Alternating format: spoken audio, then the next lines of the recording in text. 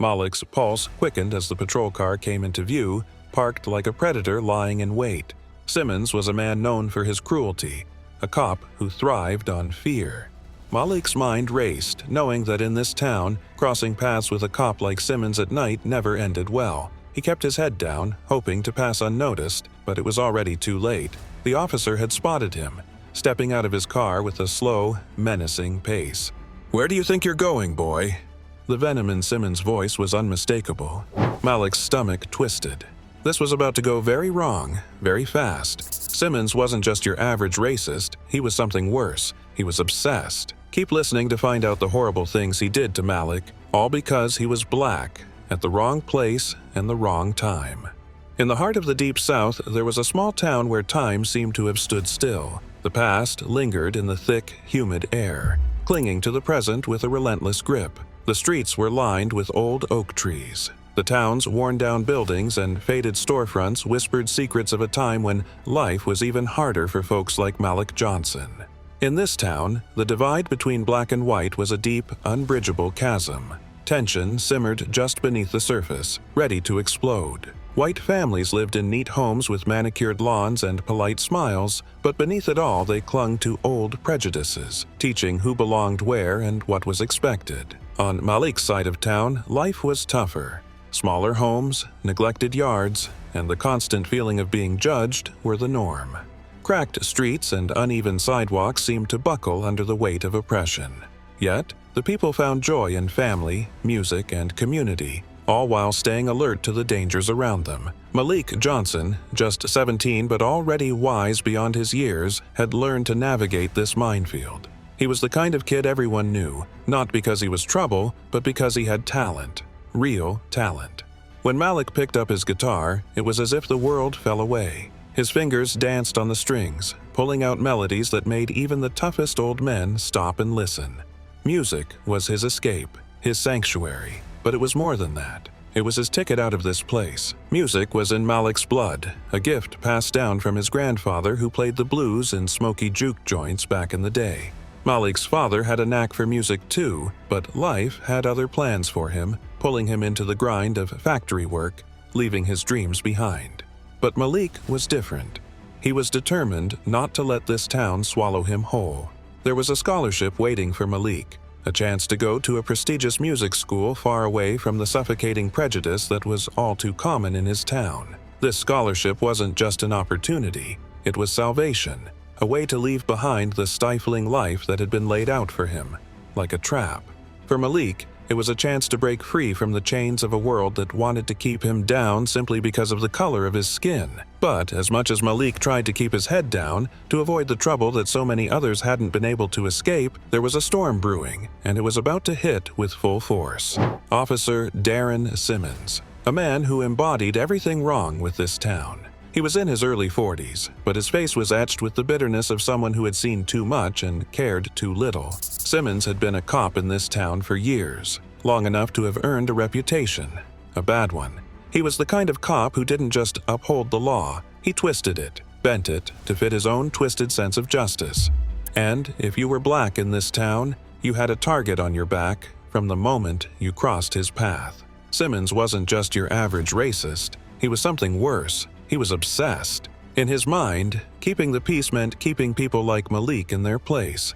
You could see it in the way he watched the black kids on the street, like they were all just waiting for the chance to step out of line so he could pounce. And he did pounce, with a ferocity that made even the other cops a little uneasy. But they didn't say anything. They looked the other way, letting him do his dirty work, because deep down they knew this town wasn't going to change anytime soon. Simmons was the kind of man who believed in his own righteousness, who thought that his actions were justified, no matter how brutal they might be. In his mind, he was the thin blue line, the last bastion of order in a world that was falling apart. But the truth was, he was nothing more than a bully, hiding behind a badge and a gun, using his position to exact his own brand of twisted justice. The thing about Simmons was that he didn't just hate, he enjoyed it. He relished the power he held over the people he saw as less than him. When he talked to Malik, there was a sneer in his voice, a barely concealed contempt that cut deeper than any blade. In his mind, Malik was just another punk, another troublemaker waiting to happen, and Simmons was determined to make sure that happened, no matter what it took. As the tension built, it became clear that Simmons had his sights set on Malik. He had seen the way people talked about him, the way they admired his talent, and it ate away at him. How could a kid like Malik, a black kid from the wrong side of town, be destined for something better? In Simmons' eyes, it was an affront to the natural order, an insult that needed to be corrected, and he was just the man to do it. Simmons watched Malik like a hawk, waiting for the moment he could strike. He had seen Malik walking home late at night, guitar slung over his shoulder, and it made his blood boil. To Simmons, Malik represented everything he despised: hope, ambition, a future that was out of his control, and that was something Simmons couldn't allow. So when Malik crossed his path one fateful night, Simmons was ready. He had been waiting for this moment, waiting for the chance to put this kid in his place, to remind him who held the power in this town. And with that, the storm began to break. But what Simmons didn't know, what no one in this town could predict, was that the storm he was about to unleash would change everything, forever. It was a quiet night, the kind that Malik had grown used to during his late-night walks home after practice. The town was asleep, the streets nearly empty except for the occasional flicker of streetlights and the soft rustle of leaves in the cool breeze. The air was thick with the scent of pine and earth, and for a moment, Malik felt a sense of peace as he hummed a tune to himself, his guitar case slung over his shoulder like an old friend. Malik was lost in his thoughts, thinking about the future that lay ahead of him. The scholarship, the chance to leave this town behind and build a life where he could be free to chase his dreams. It was all so close, just within reach. But as he rounded the corner near the old abandoned store, he noticed something was off. The air felt different, heavy, almost suffocating. It was then that he saw the flashing red and blue lights, Officer Simmons' patrol car parked just ahead. Malik's heart skipped a beat. He knew Simmons well enough to understand that nothing good ever came from crossing his path, especially at this hour. But what could he do? He kept his head down, hoping to walk past unnoticed, but it was too late. Simmons had already spotted him. The cop stepped out of his car, his boots crunching on the gravel as he approached with a slow, deliberate pace. "Where do you think you're going, boy?" Simmons barked, his voice dripping with venom. Malik looked up, trying to keep his voice steady. "Just heading home, officer. I was at practice." Simmons wasn't listening. He was already sizing Malik up, looking for any excuse to pounce. His eyes narrowed with malice as he studied the young man before him. To Simmons, Malik was just another black kid out after dark, an opportunity waiting to be seized. "Loitering, vandalism, up to no good, as usual." Simmons spat out the accusations, his tone sharp and accusing. Malik's stomach twisted in knots. He hadn't done anything wrong, but he knew arguing would only make things worse. "I didn't do anything. I'm just trying to get home," he said, his voice tinged with fear. But Simmons wasn't having it. With a quick, brutal movement, he grabbed Malik by the arm, twisting it behind his back with unnecessary force. The pain shot through Malik's shoulder like a bolt of lightning. He gasped, struggling to stay on his feet as Simmons shoved him against the patrol car. "Resisting arrest, huh? Figures," Simmons sneered, tightening his grip. Malik tried to explain, to plead, but the words caught in his throat. The fear was overwhelming, paralyzing. The scene turned violent fast. Simmons didn't just handcuff Malik, he threw him to the ground, his knee digging into Malik's back with crushing force. Malik's face was pressed into the gravel, the rough surface tearing at his skin as he gasped for breath. He could feel the cold steel of the handcuffs biting into his wrists, too tight, cutting into his flesh. "Help! Please, somebody help!" Malik screamed, his voice cracking with desperation. But his cries only seemed to fuel Simmons' rage. The officer yanked him up by the collar, slamming him against the side of the car so hard that Malik saw stars. His vision blurred, and all he could hear was the pounding of his own heart, the blood rushing in his ears. A few people had gathered nearby, drawn by the commotion, mostly black residents who lived in the area. They watched in horror as the scene unfolded, but no one dared to step forward.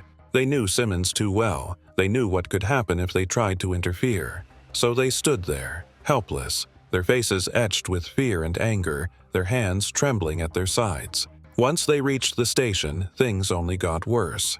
Officer Simmons dragged Malik inside, not even bothering to be gentle. The fluorescent lights in the station were harsh, almost blinding after the darkness of the night. Malik's head was spinning, his body aching from the rough handling. He barely had time to catch his breath before he was shoved into a small, dingy interrogation room. The room was suffocating, the air stale with the scent of sweat and fear. The walls, painted a dull gray, seemed to close in on Malik as he was forced into a metal chair, his wrists still bound by the too tight handcuffs. His heart raced, the adrenaline pumping through his veins, but there was no escape from the terror that gripped him. Officer Harris was there, waiting. Harris wasn't as outwardly hostile as Simmons, but his silence spoke volumes. He was complicit, a willing participant in whatever horrors Simmons decided to unleash.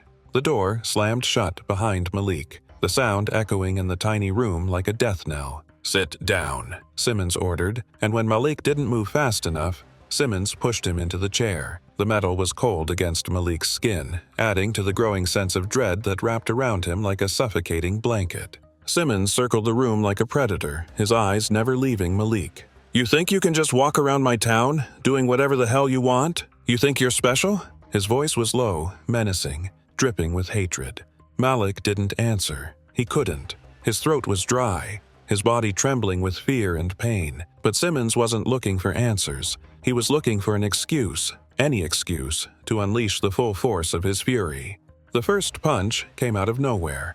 One moment, Malik was sitting in the chair, trying to hold himself together, and the next, he was on the floor, his jaw exploding in pain. He tasted blood, thick and metallic, filling his mouth. Simmons didn't stop. He kicked Malik in the ribs, again and again, each blow more vicious than the last. Malik curled into a ball, trying to protect himself, but it was useless. The pain was everywhere, sharp, burning, relentless. "You think you're better than me, boy?" Simmons growled, punctuating each word with another kick, another punch. Malik's world was reduced to nothing but pain. His ribs cracked, his vision blurred with tears and blood. He could barely breathe, each gasp sending a fresh wave of agony through his body.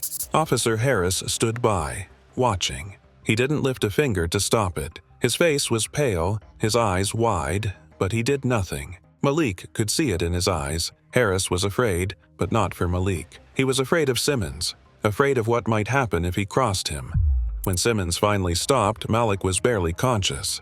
His body was a wreck of broken bones and bruised flesh. His jaw was fractured, his ribs shattered, and every breath felt like fire in his lungs. But the worst part wasn't the physical pain, it was the hopelessness, the realization that no one was coming to help him. He was completely, utterly alone. They threw him into a cell after that, a cold, filthy place that smelled of urine despair. The walls were covered in grime, the floor sticky with years of neglect. Malik collapsed on the hard floor, his body screaming in protest. He could barely move, barely think. All he wanted was for the pain to stop, for everything to just stop. But the night dragged on, each minute stretching into an eternity. The silence in the cell was deafening, broken only by the occasional drip of water from a leaky pipe. No one came to check on him, to offer any kind of help. He was left there, alone in the dark.